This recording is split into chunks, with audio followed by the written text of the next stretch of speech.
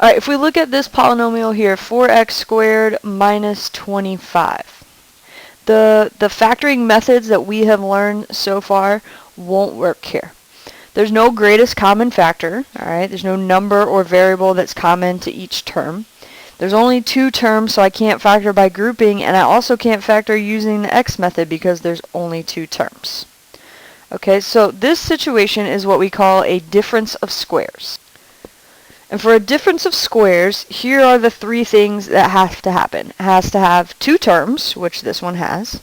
It must have a minus sign in between them. It has to be subtraction. That's why it's called a difference of squares. And then both terms must be perfect squares, meaning you can take the square root of each of them and it will work out evenly to where it's not a decimal number. Okay, so for a difference of squares, we can't use the factoring methods that we've learned so far, so we have a different method. Alright, and here are your three steps. It's still going to have two binomial factors, just like when we did the x method. But this time, instead of doing our x puzzle, what we're going to do is just take the square root of each term. So if I take the square root of 4x squared, the square root of 4 is 2, and the square root of x squared is x. That is going to go first in both sets of parentheses.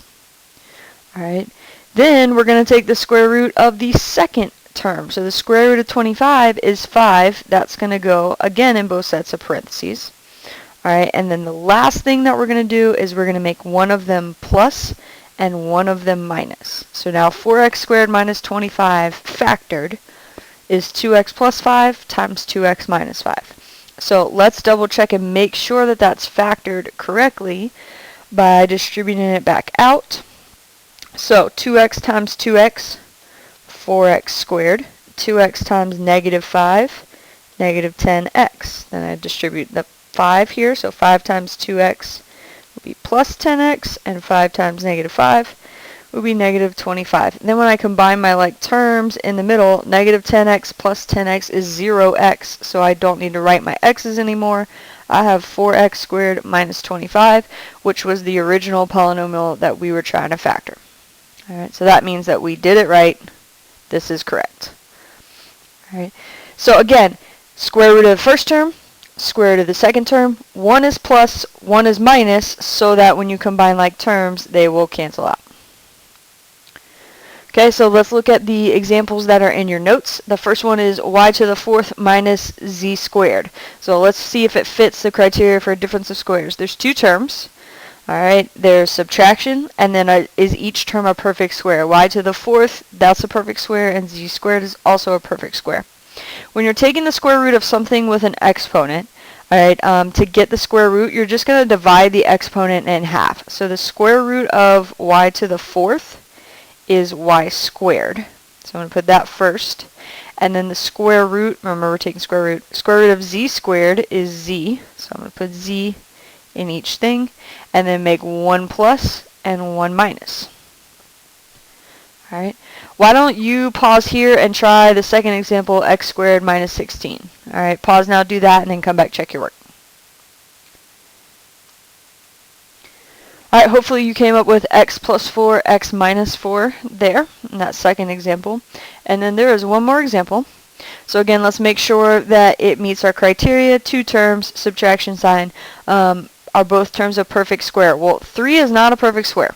M squared is, but 3 is not, and 27 is not a perfect square either.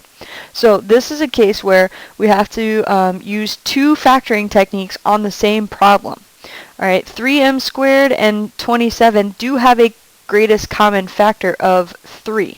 So if I were to factor out a 3, then I would have m squared minus 9 left over. If I divide this by 3 and this by 3, alright, greatest common factor like we did at the very beginning of this chapter. Now I have 3 times m squared minus 9.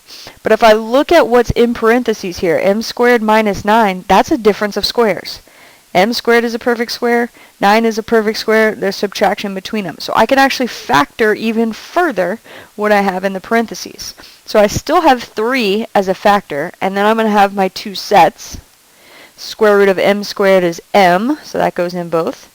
The square root of 9 is 3, and then 1 is plus and 1 is minus. So this entire thing with the 3 included is 3m squared minus 27 completely factored.